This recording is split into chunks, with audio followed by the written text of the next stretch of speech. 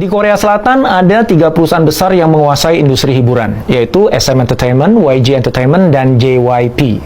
Namun, sekarang ketiganya disalib habis oleh Big Hits Entertainment yang kemudian berubah nama menjadi HYBE. Ini adalah perusahaan di balik grup K-pop termasyhur di dunia, BTS. Setelah sukses mengusung BTS ke panggung dunia, kini Big Hits kokoh berdiri menjadi pemain kunci di industri musik global. Apa rahasia sukses mereka dan bagaimana mereka mampu meraih semua itu?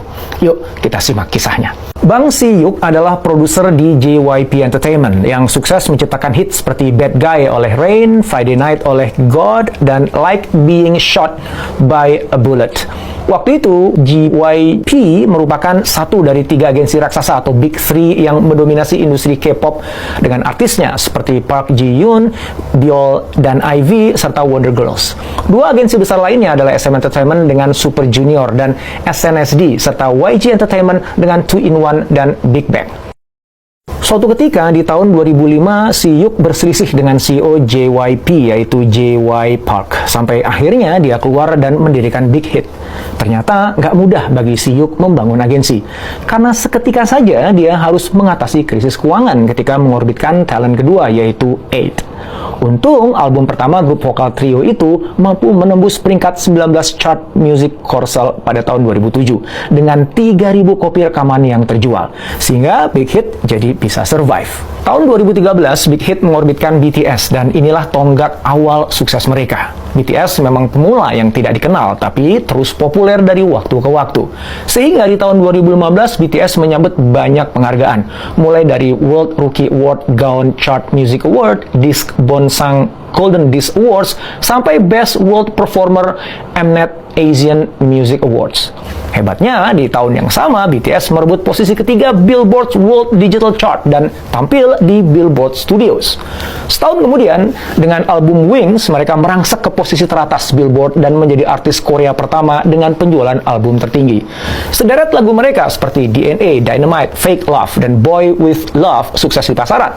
Bahkan Dynamite versi bahasa Inggris membuat BTS semakin diperhitungkan di tingkat global dan mengantarkan mereka tampil di sejumlah acara televisi Amerika Serikat. Sukses BTS membawa Big Hits berkembang dan berani melakukan penawaran umum perdana atau IPO pada Oktober 2020. Big Hit berganti nama menjadi HYBE sebagai holding dengan sederet sub perusahaan yang mampu meningkatkan pendapatan, sehingga valuasinya bahkan bisa mengalahkan The Big Three.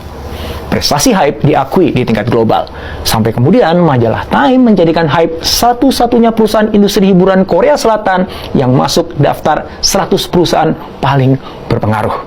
Sedangkan majalah Fast Company menyebutnya sebagai perusahaan paling inovatif di dunia karena mampu menemukan cara baru dalam memproduksi konten, menjangkau pendengar, dan membangun engagement dengan para penggemar. Usaha Big Hit membesarkan BTS jelas nggak mudah, apalagi diawali dengan berbagai keterbatasan. Fasilitas dan peralatan Big Hit masih serba terbatas, sehingga artisnya melakukan rekaman di garasi kecil. Karyawannya juga nggak banyak, sampai terkadang mereka harus multitasking. Satu karyawan mengerjakan beberapa tugas sekaligus. Nah, setelah 3 tahun terbentuk, barulah BTS debut dengan lagu No More Dream. Perjalanan panjang kemudian mereka lalui dengan meraih berbagai penghargaan hingga menembus posisi puncak Billboard pada tahun 2016.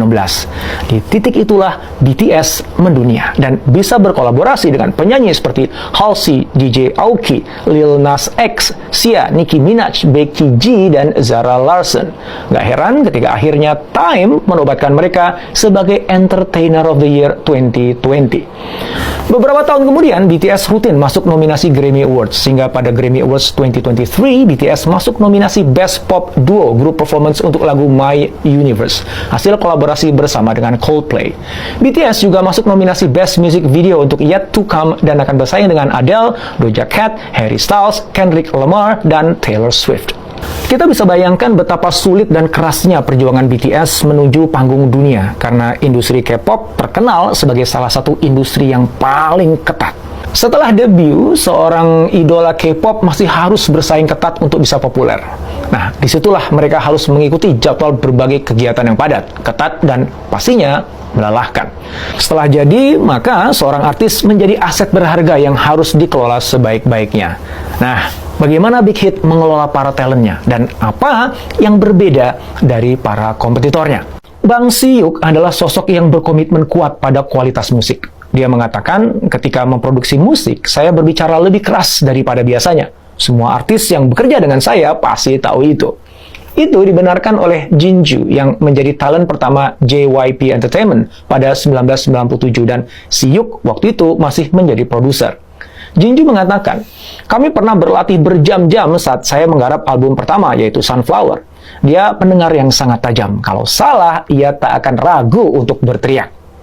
Berkat sikap perfeksionis dan tangan dingin Hitman Bang, itulah kemudian lahir puluhan lagu BTS yang laku keras di pasaran. Walaupun Siyuk perfeksionis, dia tetap mendorong para talent menuangkan pesan dan ide-idenya secara bebas pada karya-karya mereka.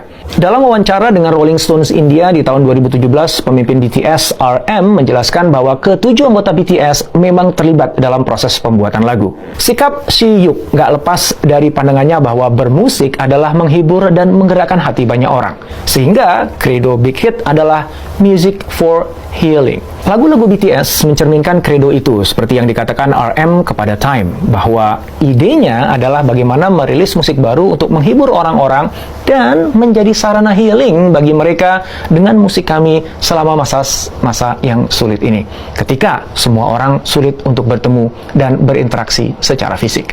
Melalui karyanya, BTS juga berusaha mengangkat isu-isu sosial seperti pada lagu No More Dream yang berisi kritikan terhadap masyarakat yang menekan para remaja Korsel. Sedangkan lagu Am I Wrong diluncurkan ketika skandal korupsi besar Presiden Park Geun-hye terungkap. Kepedulian sosial BTS juga tercermin pada gerakan mereka, seperti menyumbang $1 juta kepada gerakan Black Lives Matter yang kemudian menginspirasi ARMY alias barisan fans mereka untuk ikut menyumbang. Akhirnya BTS dinilai berpengaruh dalam menggerakkan generasi muda, sehingga Time menjadikan foto mereka sebagai sampul majalahnya pada tahun 2018 dan menyebut mereka sebagai salah satu The Next Generation Leaders.